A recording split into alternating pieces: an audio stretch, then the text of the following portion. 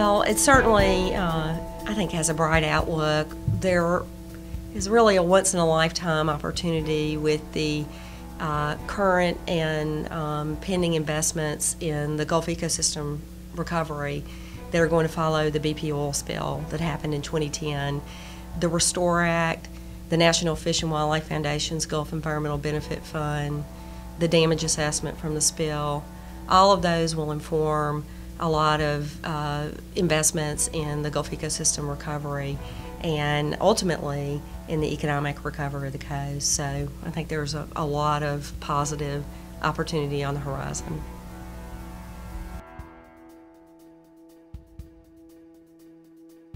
The Department of Environmental Quality has had a lot of public input centered around the Gulf oil spill.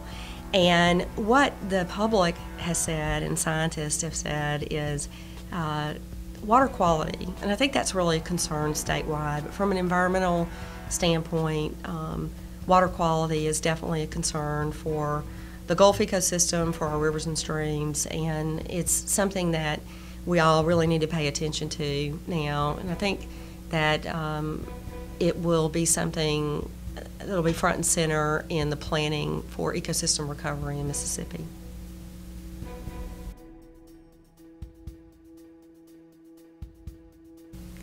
Well, I think that's the question that nobody can really answer. And it's something that is pretty hard to answer because there is not that much baseline information about your natural environment, even pre-Katrina.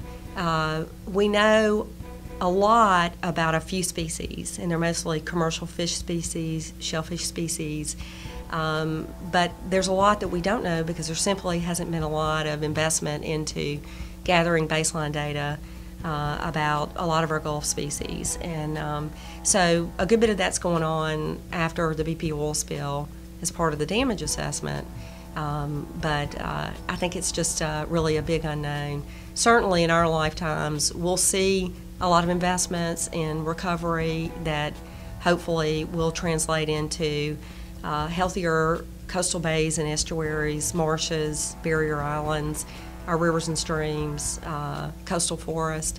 But the recovery will probably certainly take decades, if not centuries.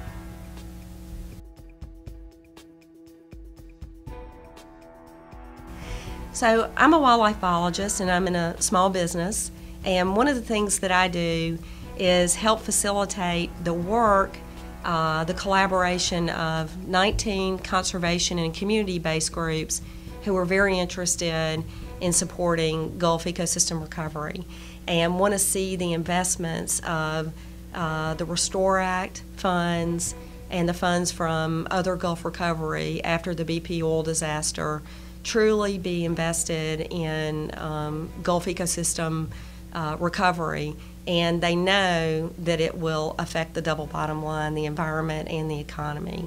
So if we take care of our natural resources in the Gulf ecosystem and find a way to help it function as it should, sustainably, that it will translate into an improved economy.